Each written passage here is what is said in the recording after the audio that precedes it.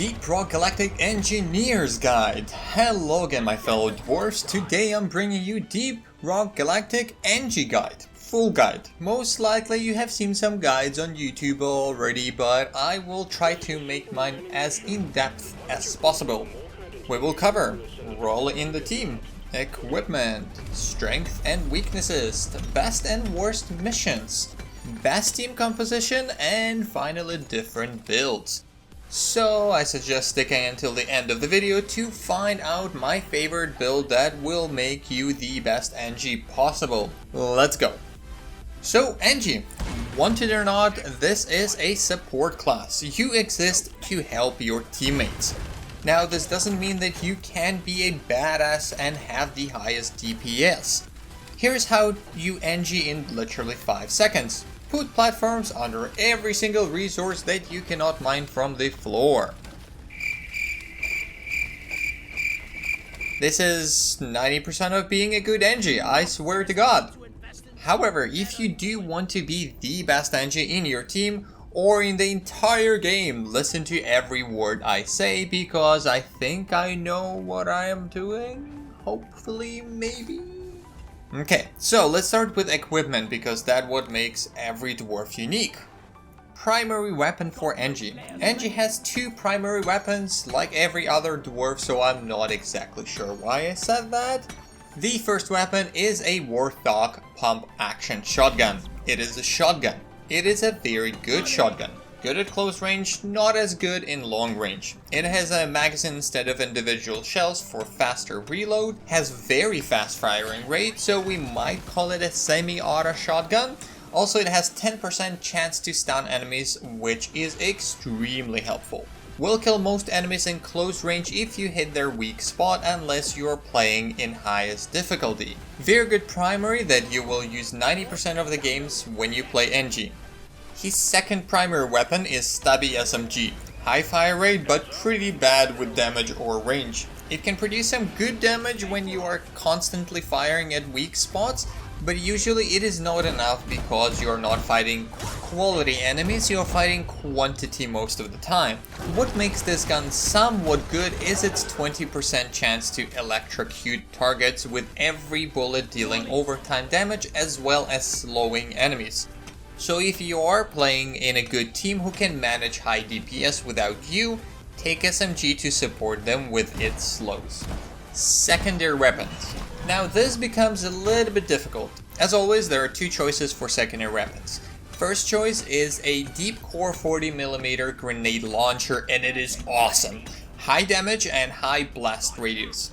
It also has high fear factor, meaning that anything which somehow survives the explosion will be left fleeting in terror. Also, it has a natural 50% damage bonus against armor, which is a nice add-on. The biggest drawback of this weapon is its low ammo capacity at 8. The second choice is Breach Cutter.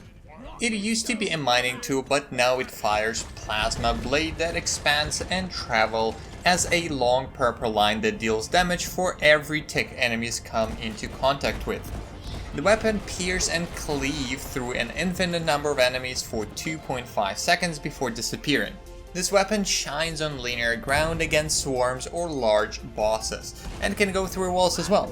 It does have a few problems though, like ammo capacity, reload speed, as well as time it takes for the projectile to expand and start dealing damage.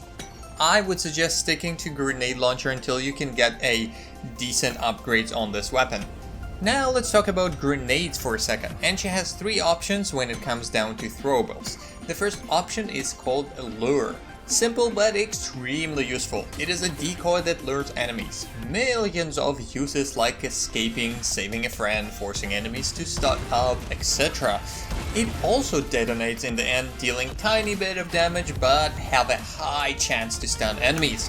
However, there are a few drawbacks that the game doesn't tell you. 1. Not all enemies will be fooled. Bugs that already have a target have a high chance of resistance.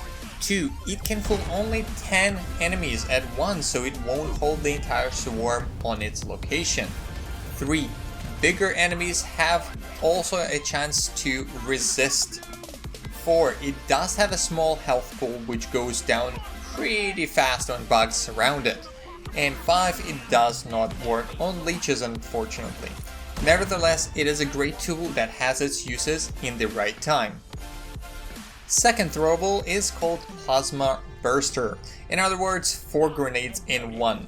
When it hits the ground, it will immediately detonate, creating 4 medium plasma explosions which detonate in sequence in a line, following the direction it was thrown in.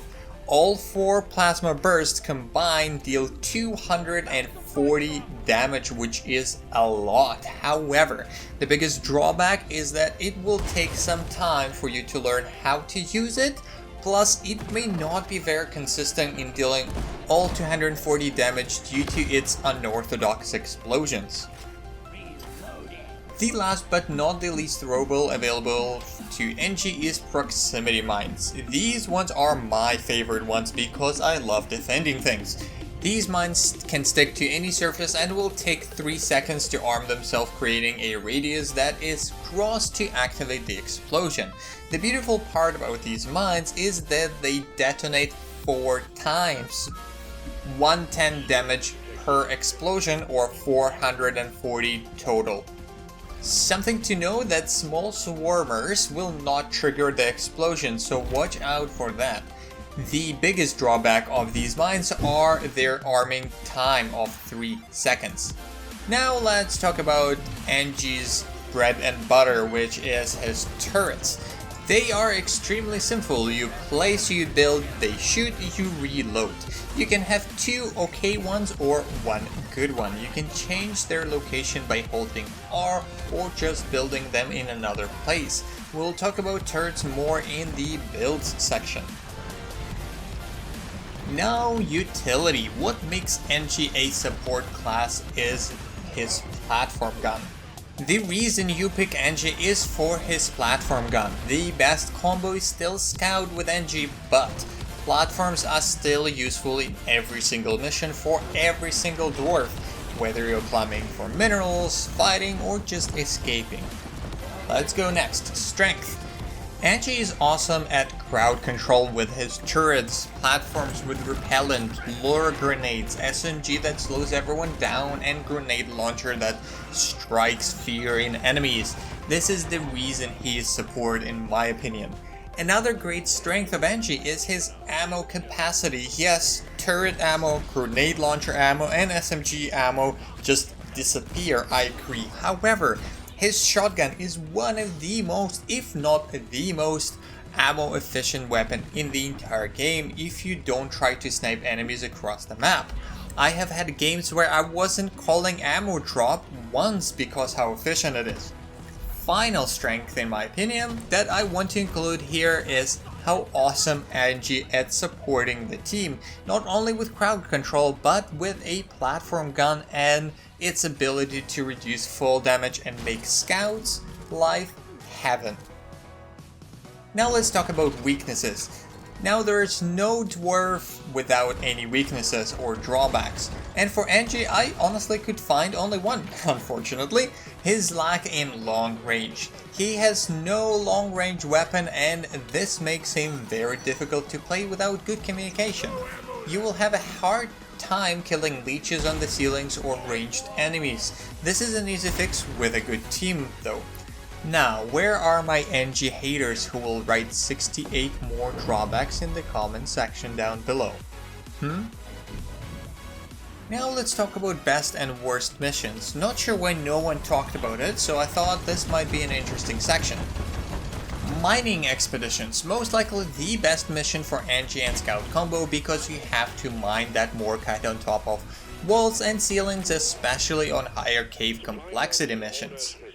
Egg hunt, somewhat similar but have a lower chance on spawning eggs on ceilings or high walls. Salvage operation, not the worst mission type. Engie shines here for crowd control in the end of the mission where you need to defend an area. Point extraction, most likely to surprise everyone. The reason why I think Engie is great here is because you don't go far in these missions, and a lot of the time you're running the same path, so building staircases on this mission is extremely helpful. Elimination, I would not pick Engie here, to be honest. He's a support class but not a DPS. He might be useful in these missions, but picking another gunner or driller might be more useful. Engie's turrets won't do much to the Dreadnought, and going from boss to boss fast is driller's work in my opinion. Now let's talk about team composition. Now we all know that the Scout is best team composition for Engie, however, I think the second best is Driller. From my tips and tricks video, you should have remembered the tip where you dig a tunnel and fight a swarm through 100 style. Well, when you're ready to finish the mission, the Driller will make a tunnel straight to the dropship, and Engie can actually close the tunnel with platforms, so you don't have to deal with swarms at all. I honestly couldn't find any obvious team synergy with Gunners, so if you know it, please let me know in the comment section below. Now finally, the moment everyone was waiting for, builds. Now I have two builds for you. My first build that I use 95% of the time, and another one that I just created for this video. Let's focus on the ones that I use a lot. Let's start with shotgun. This is the weapon that will fight tougher enemies and melt their armor.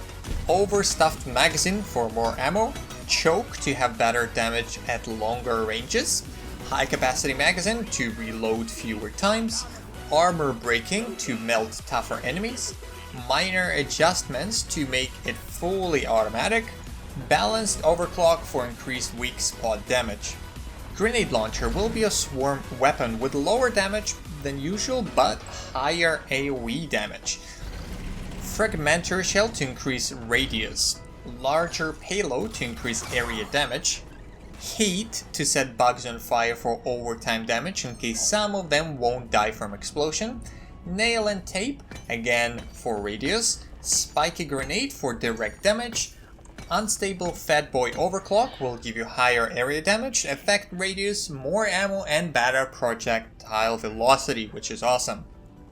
Now let's talk about your turrets. I use Gemini system because it is better for DPS but way harder to manage. If you don't want to bother with reloading, pick the upgraded one. Extended ammo, since we're using two turrets we need more ammo. Armor breaking to help other dwarves with armor breaking. And Hawkeye system for better range. Now for throwables, I change all of them all the time depending on the mission and my party. I honestly prefer proximity mines most of the time because they're very versatile. Now this build has a high DPS and can help you in every single mission because it has everything. Use your grenade launcher for swarms and your shotgun for tougher enemies with armor and you should be golden. Now let's talk about another build that is very supportive. Your first weapon gonna be Stubby SMG. This will not deal a lot of damage, but will support your team greatly by debuffing enemies. That's why we'll take a lot of upgrades for ammo. Upgraded capacitors for higher electrocution chance, higher capacity magazine for more ammo, extended ammo bags for more ammo, conducted bullets to deal more damage versus debuffed targets, so your teammates will deal more damage to those targets. Electric arc, so you have electrocution AoE. Overclock, turret EM discharge will give you an ability to shoot your turrets for electric explosion, which will do electric AoE. Now for this build I chose Breach Cutter. This is your weapon for big fat boys. Duration for longer time travel. Condensed plasma for more damage, quick deploy for closer range, armor breaking must have for tougher enemies, triple split line a must have for damage, and overclock balanced return to sender. Harder to use but has the best DPS for larger targets. Now turrets, they will stay exactly the same from the last build, however the only thing that I would change is to put stun chance to help other dwarves. Now for throwables, I'm choosing Lure to destruct bugs in this build when I'm reviving someone. In my opinion, this is a must-have for this build. So to sum up, this is a supportive build where you focus on helping other dwarves slow down targets, help them deal more damage because they debuff targets with electricity. For both builds, I suggest taking shock absorbing platforms and repellent for your platform gun. Both of these upgrades are just awesome. I won't talk about perks for builds too much because it varies on your playstyle a lot. However, my suggestion is to get deep pockets for all the builds, and for your support build I suggest taking Beastmaster as well, so Steve will help take some attention off you and other dwarves. This is my Engie guide, I guess. Note that I'm nowhere near to be an expert in this game, and these are just my opinions. There are way more players who are way better than me and most likely have better builds, so I suggest try different ones for yourself. Now I'm very curious to hear your opinion. Did I miss something about my man Engie? What perks would you choose for your Engie? Please let me know in the comment section down below so new players and I have a chance to learn something new. Thank you very much for watching. Please consider subscribing and hitting that bell so you never miss a video. Bye bye.